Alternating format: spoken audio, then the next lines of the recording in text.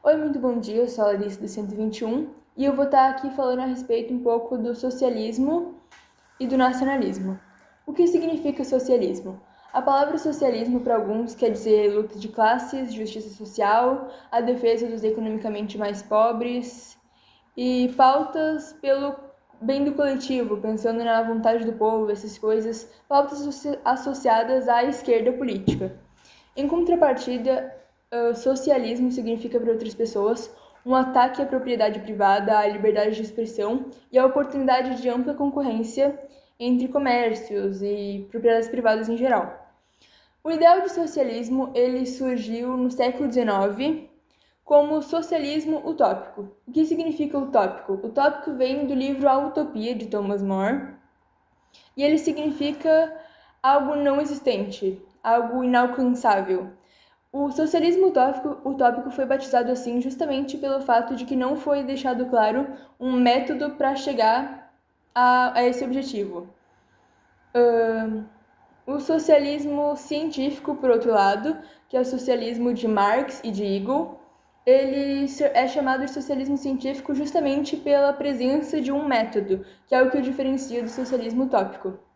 O socialismo científico propõe como método a luta de classes e propõe que os trabalhadores deveriam se levantar contra os seus patrões.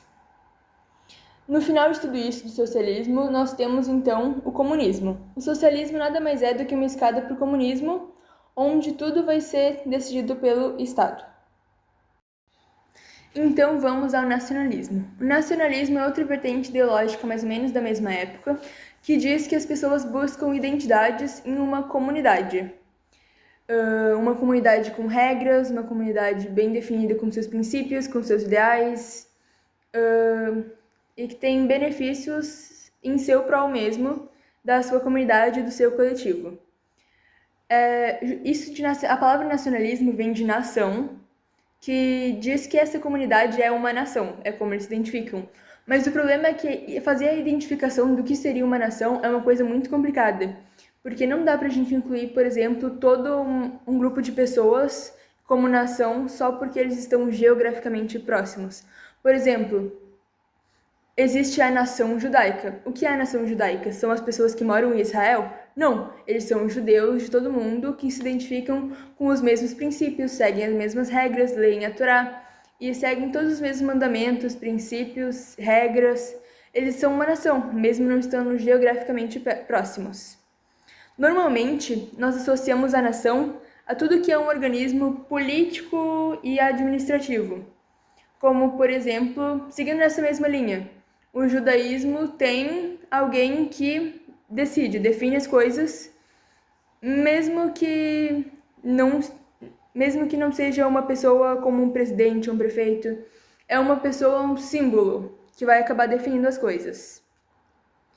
Segundo o historiador Benedict Anderson, nações são comunidades imaginárias. E é bem isso que elas são, porque são pessoas que podem ser bem diferentes, que podem nem se conhecer e fazer parte de um mesmo grupo, de uma mesma sociedade, sem nunca ter se visto antes. Agora a gente vai falar um pouco a respeito de democracia e problemas econômicos.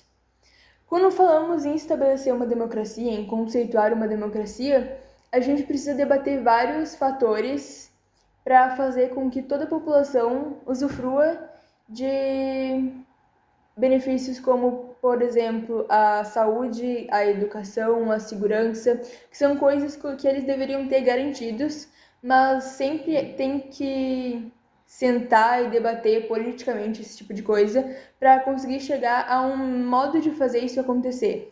Porque dentre vários problemas que tem para estabelecer uma democracia bem democrática e certinha, estão os problemas econômicos, que podem se dar por vários motivos, como, por exemplo, diferença de gênero, localidade, racismo estrutural,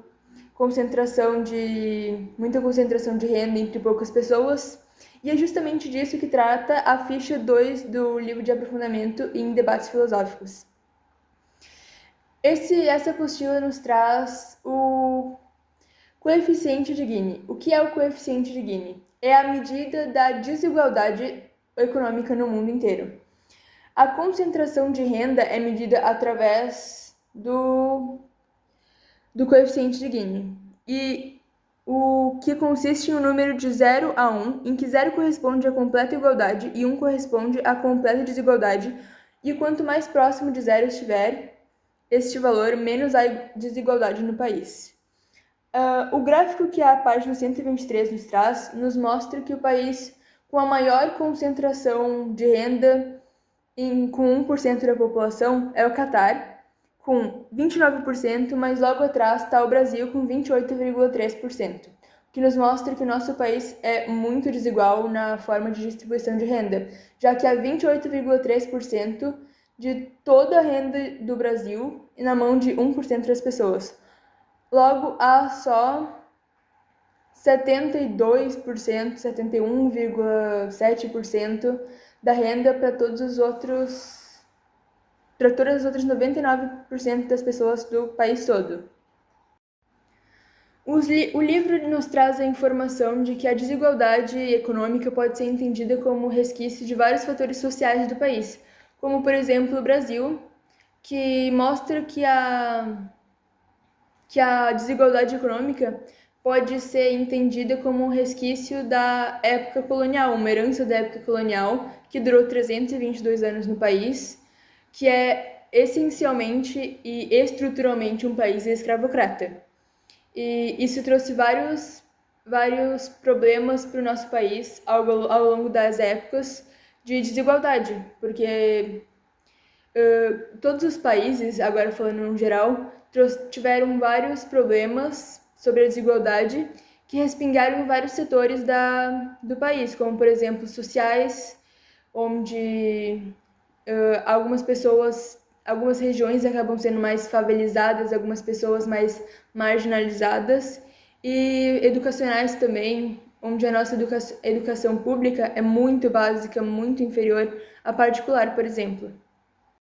E por fim, nós vamos falar de soluções urbanísticas e demandas da cidade. Ao falar sobre isso, nós temos dois pontos de vista. Um principal é considerado, por exemplo, o fato de que há vários desastres naturais e mudanças climáticas acontecendo com uma frequência muito alta. E isso leva os órgãos governamentais, as cidades, o Estado em geral, a ter que buscar uma solução para esses problemas, como, por exemplo, o problema das enchentes. Após uma enchente, o que acontece? O que deveria acontecer? As pessoas, os órgãos responsáveis deveriam se reunir e pensar em estratégias para desentupir bueiros, para criar sistemas hidrelétricos que aguentem melhor, mais fortes, e barricar os rios, ou às vezes criar um desvio para começar a acontecer quando há chuvas muito fortes, a buscar soluções para resolver esses problemas.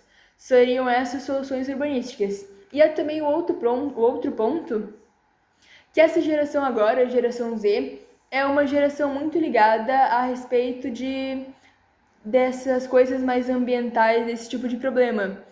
Então, tem sido cada vez mais exigido por essa nova geração que eles resolvam problemas como desperdício de plástico, de alimentos, emissão de carbono, e essas são coisas com que a cidade tem tido cada vez mais com que se preocupar, como, por exemplo, Boston. Boston é uma cidade americana que está tendo que se preocupar mais recentemente em diminuir a quantidade da emissão do gás carbono, porque essa tem sido uma preocupação, tem sido uma demanda a respeito das pessoas, das cidades e dessa nova geração que vem a respeito do que deve ser feito ou não.